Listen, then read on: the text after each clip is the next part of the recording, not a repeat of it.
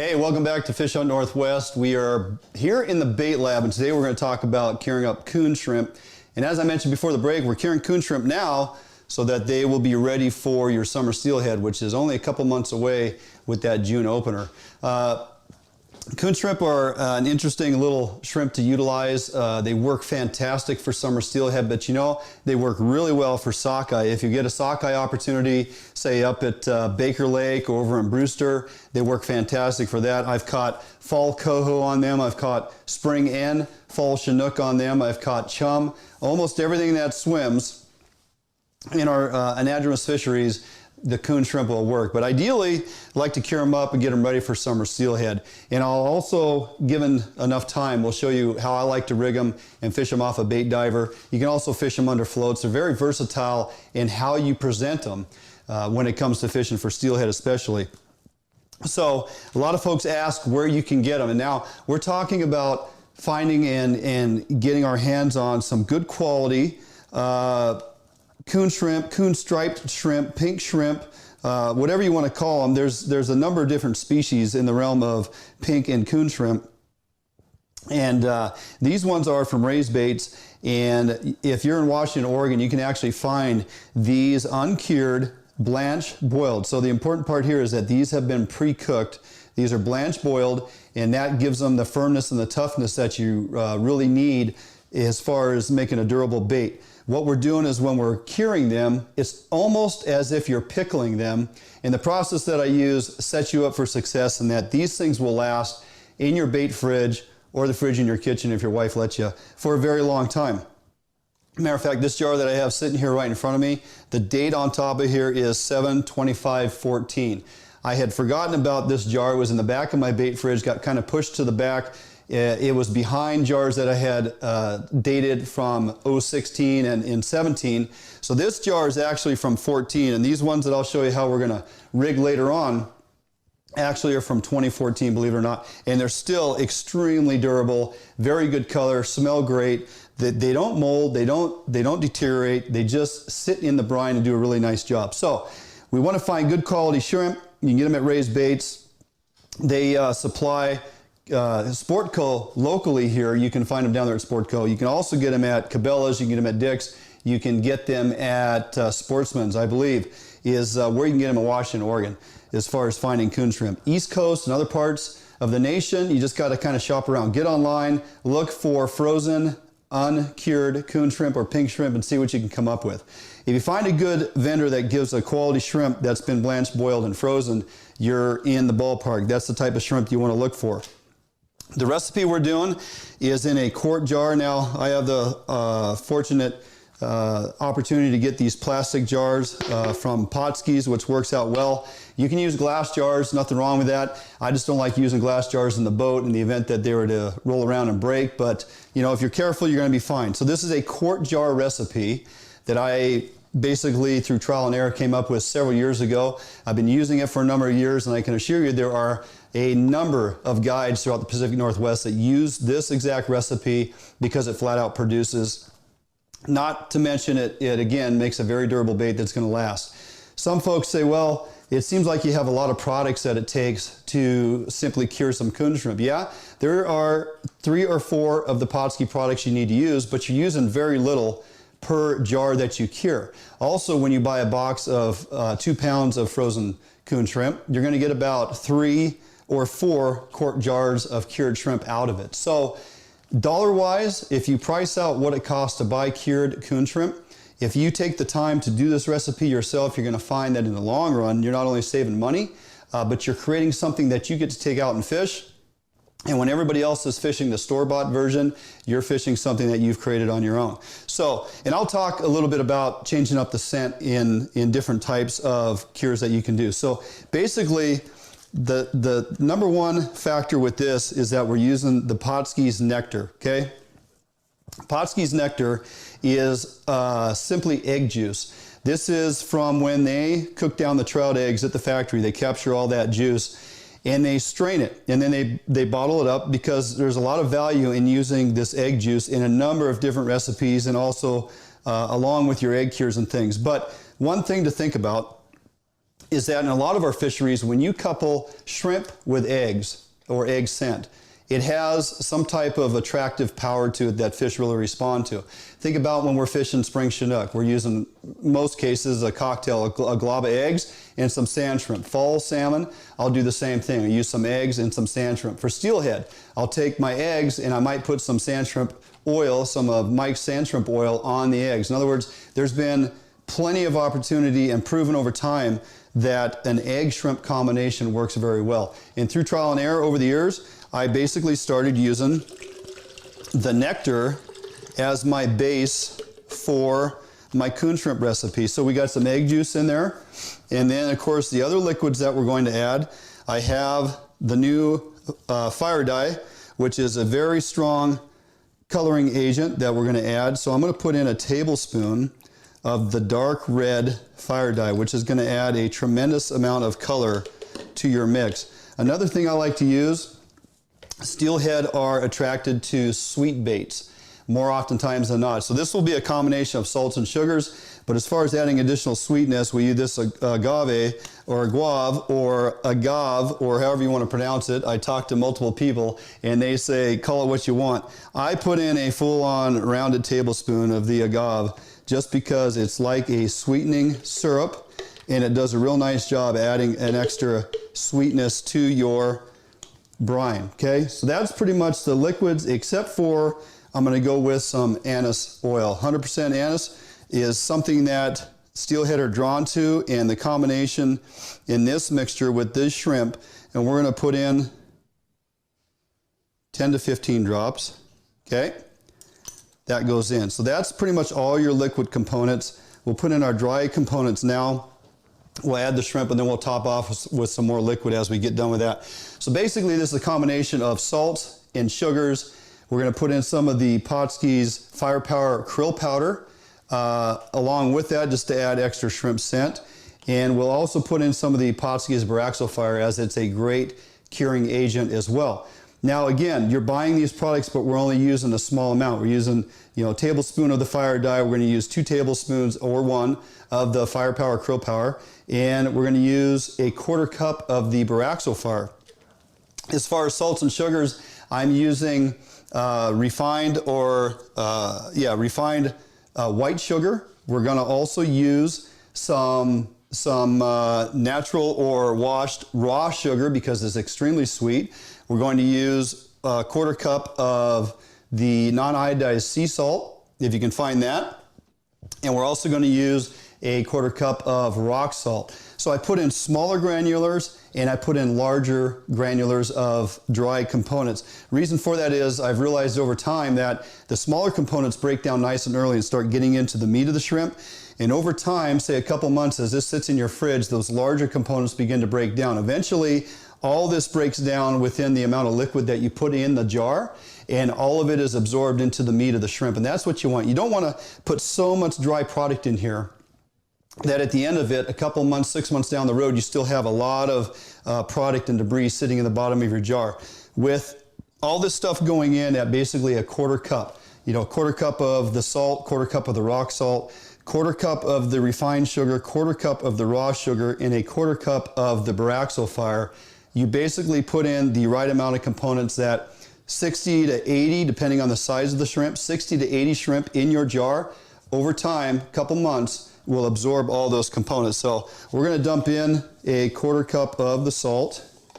Okay. We're going to dump in a 1/4 cup of the rock salt. This is pretty difficult. Here we go, a 1/4 cup of the refined sugar. Again, they like it sweet.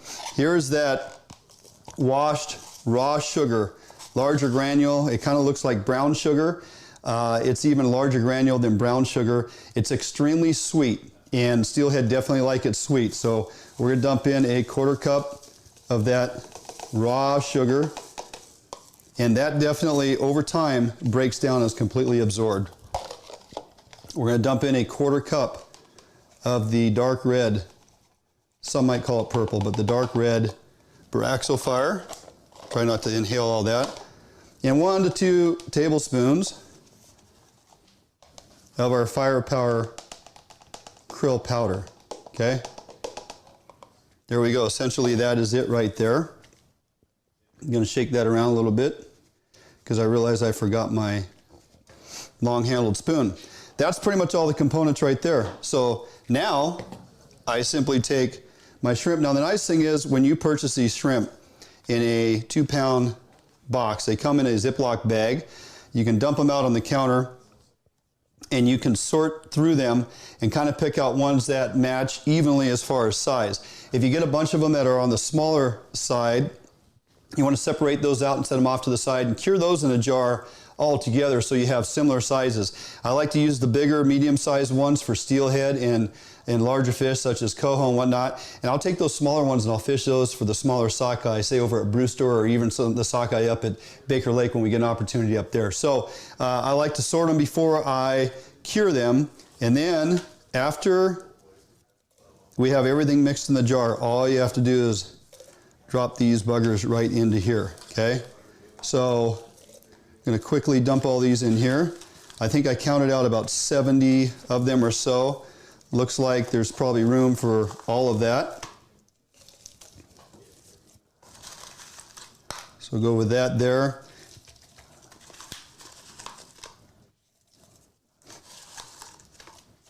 Now you can try different things. You know, I used to make some batches with vanilla versus the anise oil. So that is 70 of them in there. I actually got room for more than that, but that's going to do for now. The other thing we want to make sure we do is put a date on my jar. So today is 4/4/19. I think I did the math correct. We'll put that on there. Okay. The other thing we want to do is top this off. I'll use a little bit more of the nectar to make sure I have plenty of liquid in there. The other thing I could do, I could use 1 full bottle of nectar, and I could also use the fire brine, the red fire brine. Nothing wrong with adding that. That is a bait cure that works very well. Again, I'm just trying to add more liquid to my jar so that I make sure all the shrimp are submerged in the liquid, okay? So you don't want to fill it clear to the top. I got to have some room in here to twist this around. So you can see all the stuff is compacted on the bottom.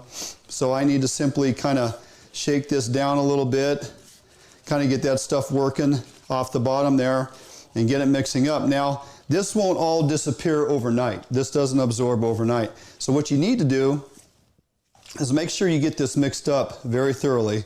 And then I like to set these jars in my refrigerator on their side. It doesn't compact down onto the bottom of the jar so much if it's on its side, and it's easier to get it to come off the side of the jar than the bottom.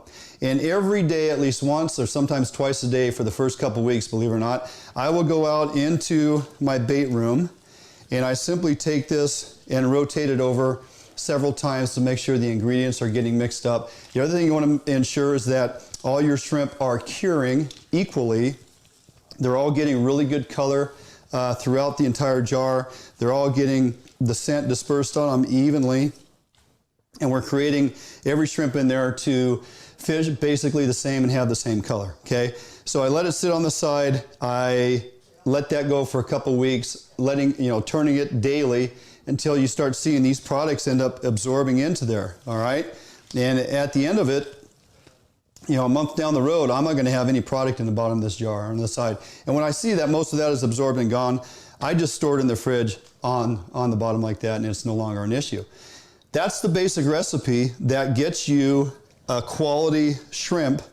Again, this one that's in my hand right now is from 2014.